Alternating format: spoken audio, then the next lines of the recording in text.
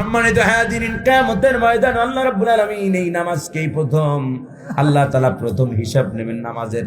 বিশ্বনবী বলতেন, আউয়ালু মা ইউহাসাবু বিহিল আবদু ইয়াউমাল কিয়ামাতিস সালাহ। কিয়ামতের দিন আল্লাহ রাব্বুল আলামিন প্রথম বান্দার নামাজের হিসাব নেবেন। নামাজের হিসাবে যদি কোনো বান্দা পার পেয়ে যায়, আল্লাহ রাব্বুল আলামিন হাসর মিজান পৌঁছেরাত সব পার করে বান্দাকে জান্নাত দিয়ে দেবে। সুবহানাল্লাহ।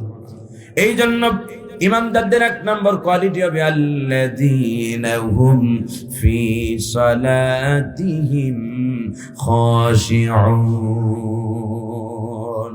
ইমানদারদের অন্যতম গুণ, ইমানদাররা নামাজের মধ্যে বিনয়ী হবে। নামাজের মধ্যে কি হবে? বিনয়ী হবে। নাম সালাত আদায় করবেন, জীবনের সবচাইতে গুরুত্ব দিয়া সালাত আদায় করবেন। আল্লাহ রাব্বুল আলামিন আল্লাহ তাআলা নিজে শিখিয়েছেন, বান্দা ওয়াস্তাঈনু বিস-সাবরি ওয়াস-সালাহ, বিপদে মুসিবতে ধৈর্য আর সালাতের মাধ্যমে আমি আল্লাহর সাহায্য চাও। এরপর আল্লাহ তাআলা বলছেন ওয়া ইন্নাহা লাকাবীরা, এটা বড় কঠিন কাজ, এটা এত সহজ কাজ নয়। বিপদে পড়লে, মুসিবতে পড়লে সবাই নামাজের মাধ্যমে আল্লাহর কাছে সাহায্য চাইতে পারে না। বিপদে পড়ার সঙ্গে সঙ্গে পেরেশান হয়ে যায়, হয়রান হয়ে যায়, আর কাছে দৌড়ায়, ওর কাছে দৌড়ায়। আল্লাহ তাআলা বলেন ওয়া ইন্নাহা লাকাবীরাতুন ইল্লা আলাল খাশিঈন, তবে তাদের জন্য এটা কঠিন নয় যারা খাশিঈন, যারা মুত্তাকিন, যারা পরহেজগার, যারা সকল অবস্থাতেই কেবলমাত্র শুধুমাত্র ভরসা করে কার উপরে? আল্লাহর উপরে। তাদের জন্য এটা মোটেও কঠিন নয়। বিপদে মুসিবতে ইমানদাররা যখনই বিপদে পড়ে, মুসিবতে পড়ে, সঙ্গে সঙ্গে সালাতের মধ্যে দাঁড়ায় যায় আর নামাজের মাধ্যমে আমি আল্লাহর সাহায্য চাই। আমি আল্লাহর সাহায্য চাইতে দেরি, ইমানদারদেরকে সাহায্য করতে দেরি করি না। কন্যা সুবহানাল্লাহ। সম্মানিত হাজিরিন, দুই নম্বর ইমানদারদের কোয়ালিটি আল্লাহ রাব্বুল আলামিন বলেন ওয়াল্লাযীনা হুম আনিল লাগবি মুরিদুন।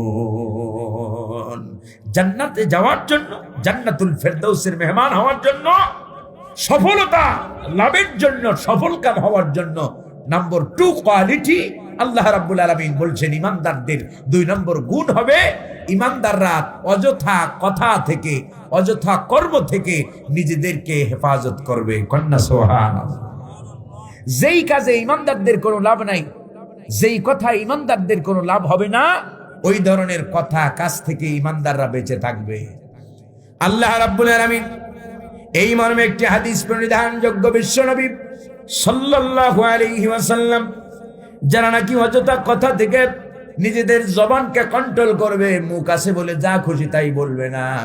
কারণ ইমানদার খেয়াল রাখবে, আমি যাই বলি, আমার মুখ দিয়ে আমি যেটাই বলি, যেই শব্দ উচ্চারিত হবে সেই শব্দটা ফেরেশতারা রেকর্ড করে রাখবে। ঠিক কি না? আল্লাহ তাআলা বলেছেন মা ইয়ালফিযু মিন কাওলিন ইল্লা লাদাইহি রাকীবুন আতীদ। বান্দা এমন কোন কথা বলে না যা আল্লাহ রাব্বুল আলামিনের রেকর্ডকারী ফেরেশতারা রেকর্ড করে না রাখে।